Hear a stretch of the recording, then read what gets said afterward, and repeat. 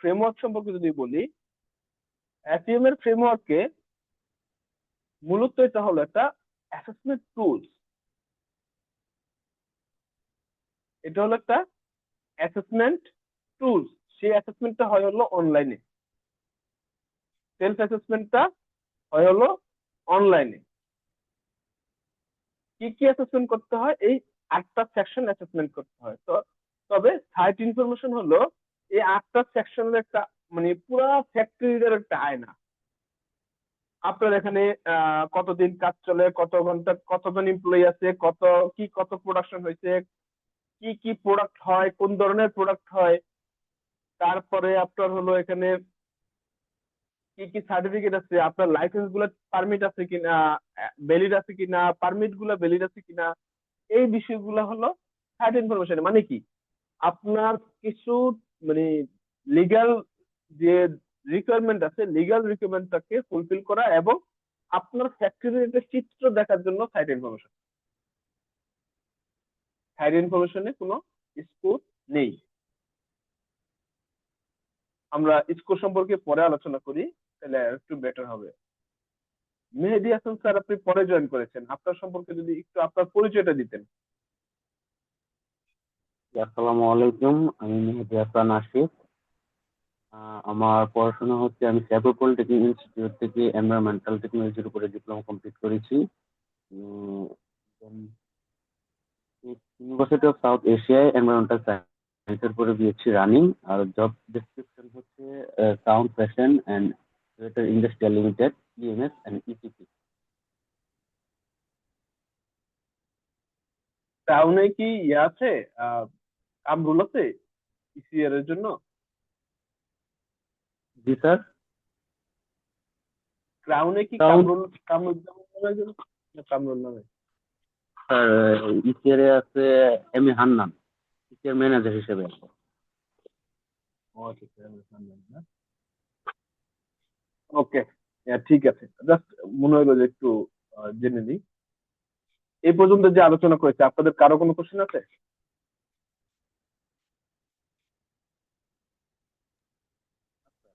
আচ্ছা, চুপ করে থাকা হলো, কি বলবো বুঝতেছি না। এনিওয়ে, আমি সামনের দিকে প্রসিড করি। তো সাইড ইনফরমেশন যেটা বললাম, তারপরে ইএমএস মানে এনভায়রনমেন্টাল ম্যানেজমেন্ট সিস্টেম, অর্থাৎ পুরো গোটা এনভায়রনমেন্টাল ম্যানেজমেন্ট সিস্টেমটা কেমন তুলে ধরতে হবে। Energy and GSG, water use এবং ওয়েস্ট ম্যানেজমেন্ট, এই 3টে সেকশনকে, কোনটা কোনটা? Water, energy and GSG, water use এবং ওয়েস্ট ম্যানেজমেন্ট, এই 3টে সেকশনকে বলা হয় হলো ইম্প্যাক্ট সেকশন। কি বলে 3টে সেকশনকে? ইম্প্যাক্ট। আমরা ইম্প্যাক্ট। কিন্তু প্ল্যাটফর্ম নিয়ে খুব বেশি আলোচনা করবো না, বাট এই জিনিসগুলো আপনার, এই 3টে হলো ইম্প্যাক্ট সেকশন। তারপরে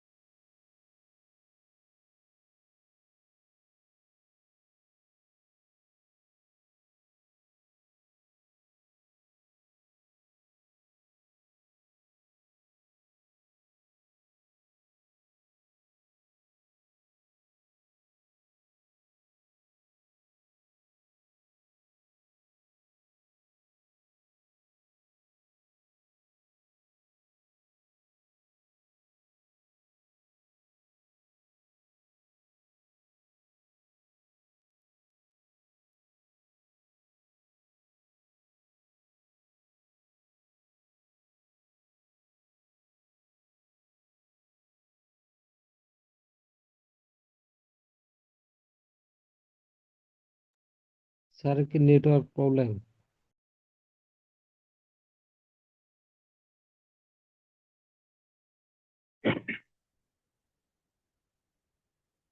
সরি, মাঝে মাঝে ইন্টারনেট আজকে কেন জানি ডিস্টার্ব করতেছে। তো আমরা কি বলছিলাম? রেকর্ডিং কি হচ্ছে? হ্যাঁ, রেকর্ডিং হচ্ছে। আহ, আমরা বলছিলাম যে, আচ্ছা বলেন তো ইমপ্যাক্ট সেকশন কোনটা কোনটা?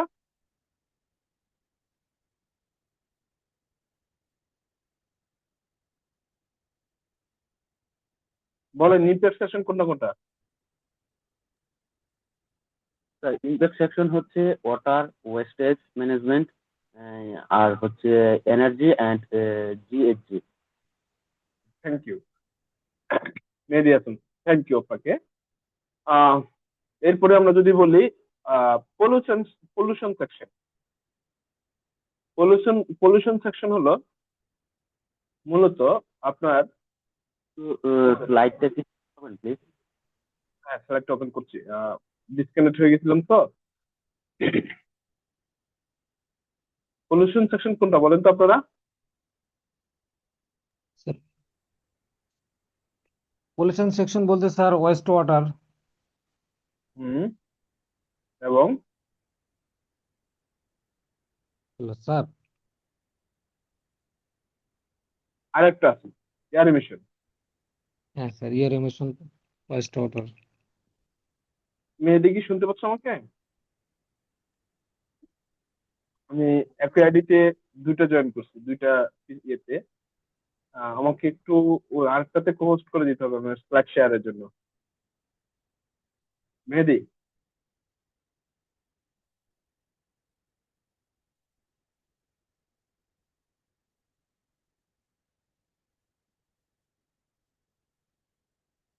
মেহেদি শুনতে পাচ্ছ?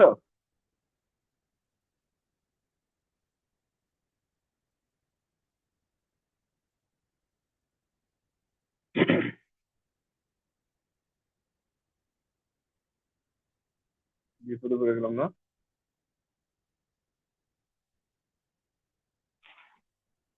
এটা দিচ্ছি, এও করে না।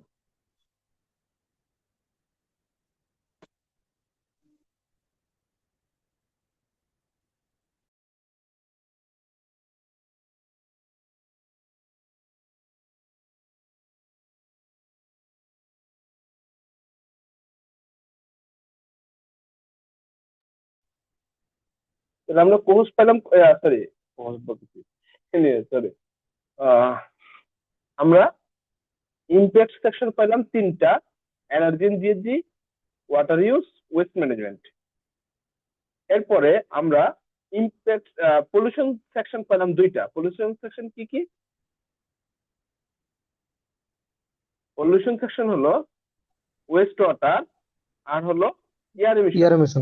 কিন্তু দেখবেন পলিউশন করে, পলিউট করে আমাদের এনভায়রনমেন্টকে, এই জন্য বলা হয় এটা পলিউশন সেকশন। ঠিক আছে। আর energy and GSG, water use and waste management, এটা আমাদের এনভায়রনমেন্টকে ইম্প্যাক্ট ফালায় বেশি। তারপরে আর দুইটা সেকশন আছে হলো management system section. Management system section কোনটা? এইটা ম্যানেজমেন্ট সিস্টেম, আর এইটা হলো ম্যানেজমেন্ট সিস্টেম। তাহলে আমরা সাতটা সেকশনকে, সাইড ইনফরমেশন তো বললামই, এটা হলো ফ্যাক্টরির দর্পণ, মানে আয়না। আর বাকি যে সাতটা সেকশন আছে, সাতটা সেকশনের তিনটা ক্যাটাগরিতে: ম্যানেজমেন্ট সিস্টেম সেকশন, তারপরে হলো ইম্প্যাক্ট সেকশন, তারপরে হলো পলিউশন সেকশন। এটা তো আমরা বুঝলাম নাকি?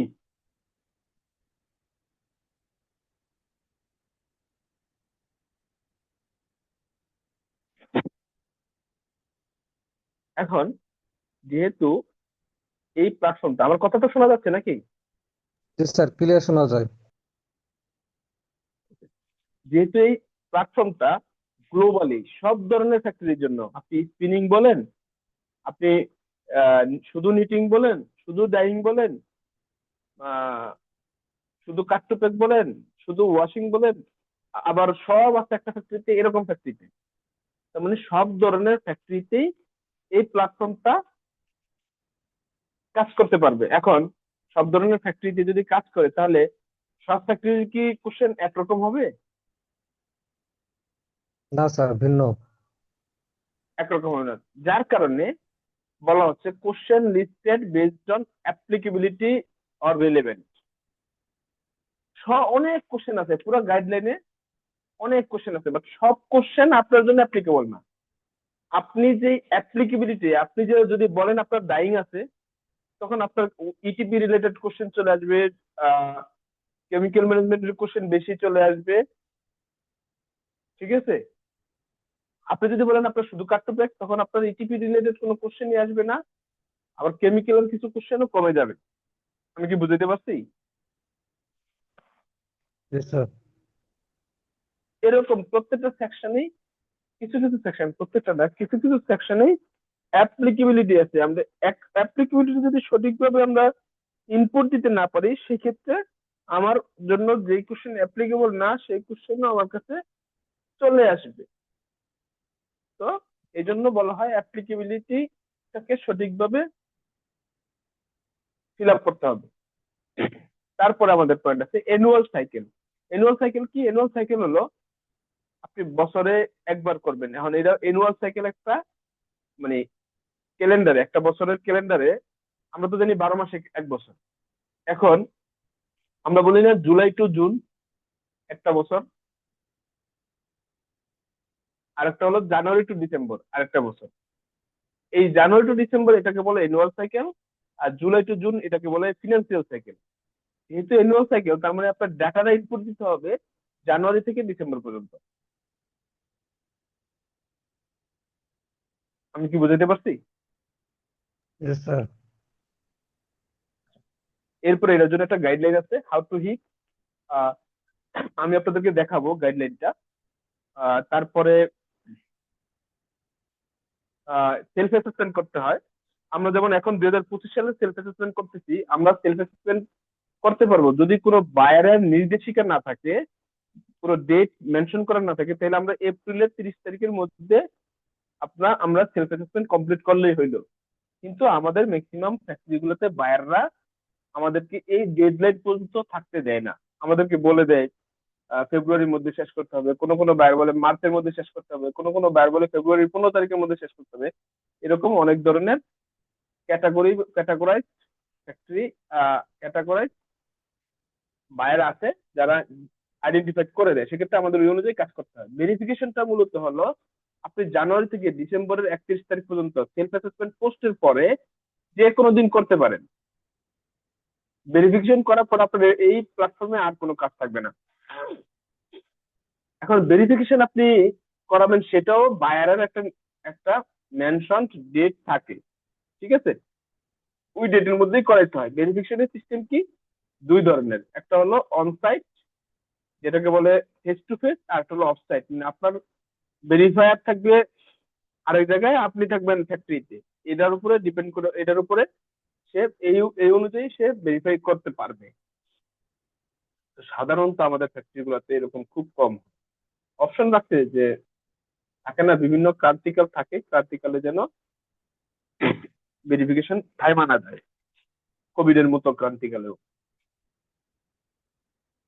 তারপরে হিগ ইন্ডেক্স ফ্রেমওয়ার্ক। আমি যদি এই ফ্রেমওয়ার্ক কে আলোচনা করি, প্রথমে হিগ ইন্ডেক্স এর যে প্ল্যাটফর্ম কবে লঞ্চ হয় এটা আমার আগে আপনাকে বুঝাইতে হবে। হিগ ইন্ডেক্স এর নতুন প্ল্যাটফর্ম লঞ্চ হয় যেই বছরের জন্য প্ল্যাটফর্ম থাকবে ওই বছরের অক্টোবরে লঞ্চ হয়, সরি নভেম্বরের ফার্স্ট উইকের দিকে লঞ্চ হয়। কয় তারিখে?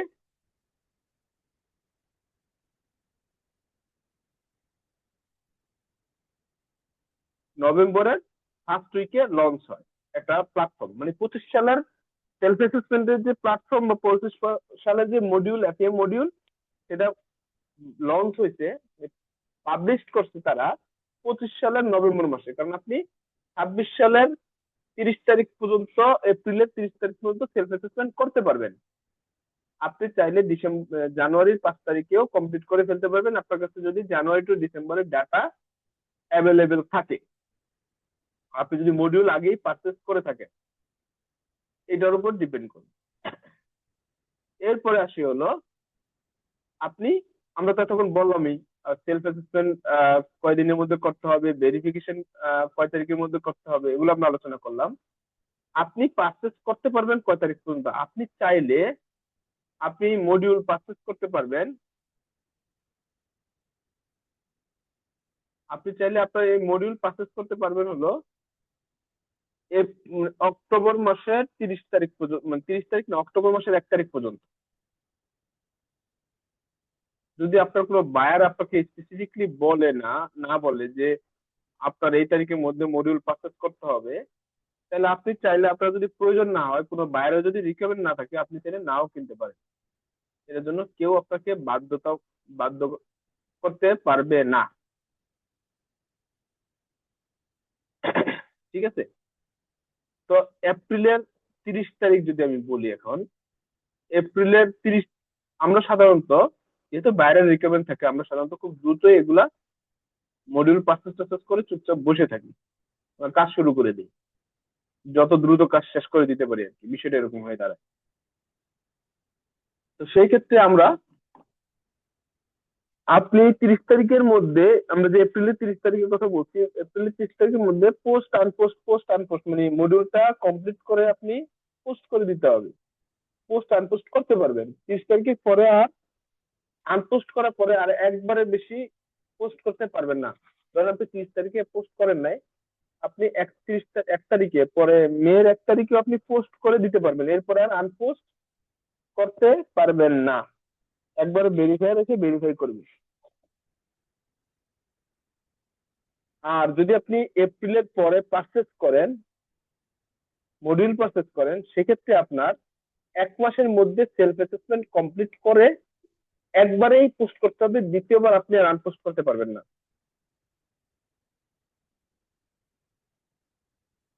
আমার কথা বুঝতে পারছেন? হ্যাঁ স্যার। এটা মূলত হলো ফ্রেমওয়ার্ক। ফ্রেমওয়ার্কের আরেকটা অংশ হলো ইএমএস, সরি, সাইট ইনফরমেশন বাদে বাকি সবগুলো সেকশনে 3টা করে লেভেল আছে: লেভেল 1, লেভেল 2, লেভেল 3। লেভেল ওয়ানে মূলত হলো বেসিক কিছু কোশ্চেন থাকে, একবারে বেসিক লেভেলের কোশ্চেন। তারপরে লেভেল 2 তে হলো টার্গেট সেট, একটু মানে আপার লেভেলের কোশ্চেন থাকে, টার্গেট সেট, অ্যাচিভমেন্ট, এই বিষয়গুলো থাকে। লেভেল 3 তে হলো এই যে অ্যাচিভমেন্ট করেন এটাকে ধরে রাখা, অথবা আরো হচ্ছে ভালো কি কি প্র্যাকটিস আছে সেই প্র্যাকটিস গুলাকে তুলে ধরা, এটা হলো লেভেল 3। এখানে লেভেল 1 এর পরে একটা ব্যারিয়ার আছে, আগে এই ব্যারিয়ারটা বেশি কার্যকর ছিল, বাট এই ভার্সন 4 এসে সেটা আরেকটু কার্যকরটা কমিয়ে ফেলছে। আগে কার্যকর ছিল এরকম, একটু আগের সাথে তুলনা করি, লেভেল 1 এ যদি কোনো কোশ্চেন নো থাকতো, আপনার জন্য ওই সেকশনে লেভেল 2 3 ওপেনই হবে না। একটা সেকশনে লেভেল 1 এ যদি আপনার কোনো একটা কোশ্চেন নো হয়, সেই ক্ষেত্রে ওই সেকশনের লেভেল 2 3 ওপেনই হবে না। আর আপনার বর্তমানে যেটা হয়েছে, লেভেল 1 এ যদি কোনো কোশ্চেন নো থাকে, লেভেল 2 আপনার জন্য প্রথমে ওপেন হবে না, তার আগে একটা কোশ্চেন আসবে: আপনি কি লেভেল 2 3 অ্যাসেসমেন্ট করতে চান, ইয়েস অর নো? যদি আপনি বলেন যে ইয়েস, আমি লেভেল 2 3 অ্যাসেসমেন্ট করতে চাই, তাহলে ওই সেকশনে লেভেল 2 3 আপনার জন্য অটোমেটিকলি ওপেন হয়ে যাবে। মানে ওই